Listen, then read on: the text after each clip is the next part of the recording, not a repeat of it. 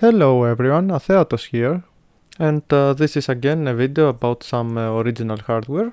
This time I have two very similar devices for you, and the topic is MIDI synthesizers with a Gameport interface. But let's take things from the start. And we have here this small French company that is called Dream. This company has many products in the MIDI synthesizer category. A MIDI synthesizer is exactly one chip that gets a MIDI stream input and generates the synthesized wave output.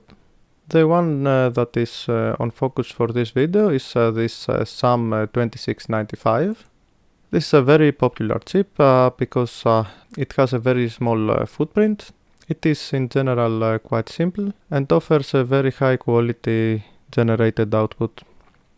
In case you don't know this chip, you probably already know the Dreamblaster S2.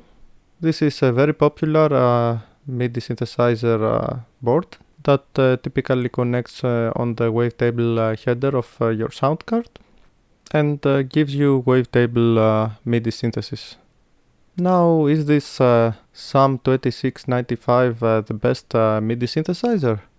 Probably not. But the quality really is very good, and it's hard to beat it in terms of size and cost. Many reviews have been made regarding the Dreamblaster S2, and as my devices use exactly the same chip, you can expect a similar performance. So back to my devices, the main difference is that instead of a Wavetable header, you have this Gameport interface here. So these modules do not plug here in the Wavetable, but plug externally. And then you have to connect the output of the device to the line in of your sound card. In order for this to work, the sound card should have an MPU 401 interface in the Gameport, but most of the times this is true. Now you might ask why should I go for an external device when I can just plug in a very small device here on this connector? And there are two reasons for this. First of all, a Gameport with an MPU 401 interface is much more common than the Wavetable connector. So it might be the case that just your sound card does not have this connector here. And the other problem that I found during my tests is that this connector here actually is not standardized. And the main problem is the left and right channel that is in general mixed up based on your sound card. So what does this mean? Let's say I plug my MIDI synthesizer board into the connector here. When I use this ESS audio drive board, the MIDI channels are actually reversed, left to right. However, if I use the same synthesizer board on my Aureal Vortex 2, the MIDI channels are correct. And it's all because the Wavetable header here and the Wavetable header here are not the same pin to pin. On contrast to that, if we use the output here and we connect it to the line in, or the output of this device and we connect to line in, the left channel will be always left channel and the right channel will be always right channel. So the channels in the Wavetable header sometimes are mixed up, but the channels in the line input here are always correct. Now this might not be a major issue because normally you will not understand the difference. But I don't know, maybe some games use specifically nodes to one or the other channel to do some effects. Now, of course, for the Dreamblaster series, at some point this device was created that has a Gameport interface and converts this to a Wavetable header. So effectively you can connect any Dreamblaster this way, externally. But yeah, we are talking about a premium of 19 euros if you want this assembled. So now back to our two little devices to see the difference and what extra we get. I named both of them as G-Dream. G stands from Gameport and Dream is the manufacturer of the MIDI synthesizer here. This is the basic G-Dream and this is the G-Dream Max. The basic one goes for the smallest possible size, and all the electronics fit inside the standard Gameport connector. So that means that, okay, if you have here your sound card, you just have to do this, probably screw it, and place this to the line in. The Dream Max is a little bit bigger, but you also get a pass-through for the Gameport. That means that you don't lose the ability to connect a gamepad or maybe another MIDI synthesizer. This is a 4-layer board, and the pass-through is done nicely on the bottom layer.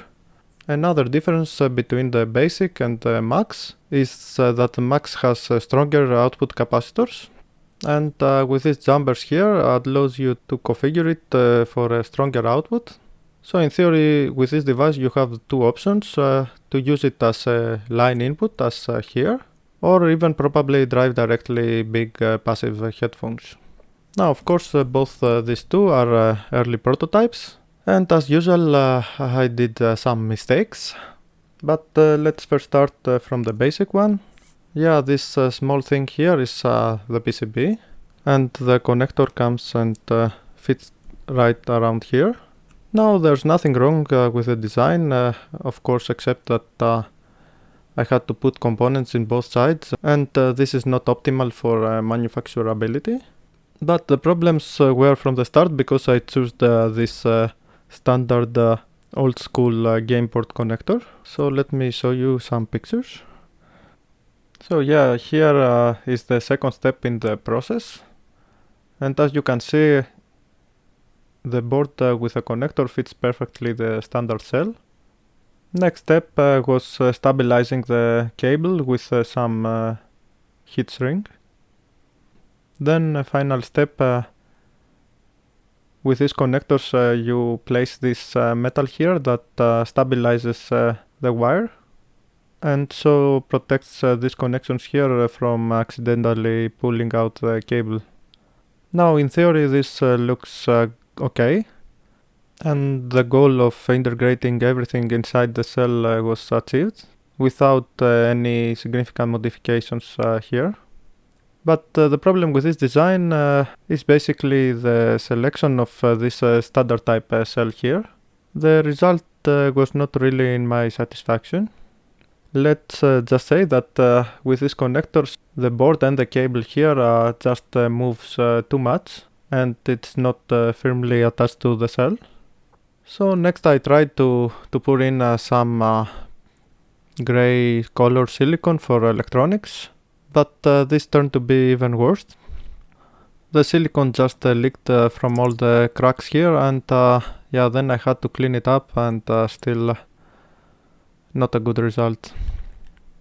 So in the end, yeah, this is a nice concept, and everything fitted perfectly inside the cell, but in this form it's not something that satisfies me, and I will probably redesign this with another cell until I get the perfect looking result.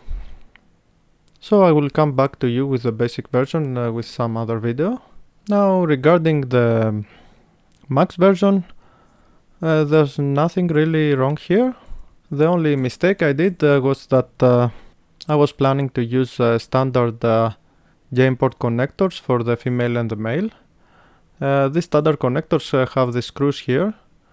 So my plan for the male one was to remove the screws so that this can plug into the sound card. But the problem is that this standard connector, if you remove the screws, the shielding will just fall out. The only thing that holds the shielding to the connector is actually the screws. The solution, of course, is relatively simple. I just ordered the correct ones, and with these ones here the shielding is permanently attached to the metal here, and yeah, this is the correct way to do this. Another minor issue is that I had ordered these cables, but in the end these are too long, so in the end I will provide you also with a shorter proper cable. So the conclusion is that regarding the Dream Max, the version 1.00 will be the final version, and I have a good stock of this, but I'm just waiting for the right connectors and cables. This would probably be available in 1 month from now. The basic version needs a redesign, and do not expect to see this probably anytime soon, but in the end I will not abandon this design. So that is for today's video. I'm really curious about how you feel about these two devices, so don't forget to leave me a like or a comment below, and I will see you again next time.